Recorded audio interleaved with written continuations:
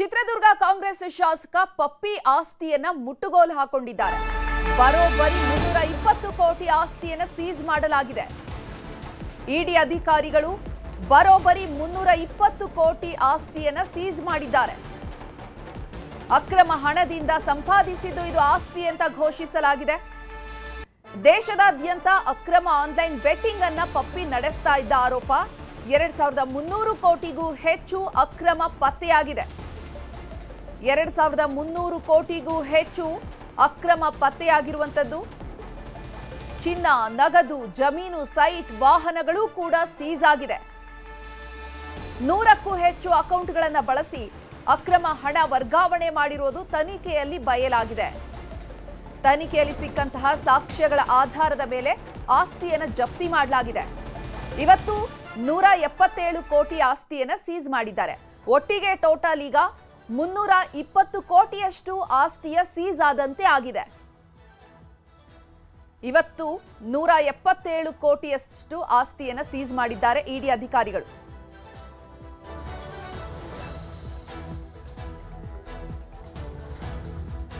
ಇನ್ನು ಈ ಬಗ್ಗೆ ಹೆಚ್ಚಿನ ಮಾಹಿತಿಯನ್ನ ನೀಡೋದಕ್ಕೆ ನಮ್ಮ ಪ್ರತಿನಿಧಿ ಮುನಿರಾಜು ನೇರ ಸಂಪರ್ಕದಲ್ಲಿದ್ದಾರೆ. ಮುನಿರಾಜು, ಶಾಸಕ ಪಪ್ಪಿ ಆಸ್ತಿ ಮುಟ್ಟುಗೋಲು ವಿಚಾರಕ್ಕೆ ಸಂಬಂಧಪಟ್ಟಂತೆ ಇವತ್ತು ಯಾವ ರೀತಿ ತನಿಖೆಯನ್ನ ನಡೆಸಿದ್ರು, ಇವತ್ತು ಎಷ್ಟು ಆಸ್ತಿಯನ್ನ ಸೀಸ್ ಮಾಡಿದ್ರು, ಒಟ್ಟಾರೆ ಏನೆಲ್ಲ ಅಪ್ಡೇಟ್ಸ್ ಸಿಗ್ತಾ ಇದೆ?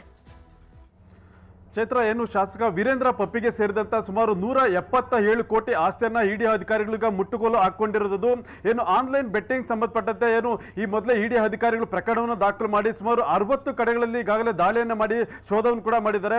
ಈ ಒಂದು ಏನು ದಾಳಿಗೆ ಸಂಬಂಧಪಟ್ಟಂತೆ ಈಗಾಗಲೇ 177 ಕೋಟಿಯನ್ನ ಈಗ ಜಪ್ತಿ ಮಾಡಿದರೆ ಒಟ್ಟು ಈ ಒಂದು ಪ್ರಕರಣದಲ್ಲಿ 320 ಕೋಟಿಯಷ್ಟು ಒಂದು ಏನು ಅಕ್ರಮ ಆಸ್ತಿ ಇರಬಹುದು, ಮತ್ತೆ ಬೇರೆ ಬೇರೆ ಒಂದು ಆದಾಯದ ಮೂಲಗಳೇನಿದೆ ಅವುಗಳನ್ನ ಮುಟ್ಟುಗೋಲು ಹಾಕಿಕೊಂಡು ಈಗ ಇಡಿ ಅಧಿಕಾರಿಗಳು ಕೂಡ ತನಿಖೆ ಮಾಡ್ತಾ ಇದ್ದಾರೆ.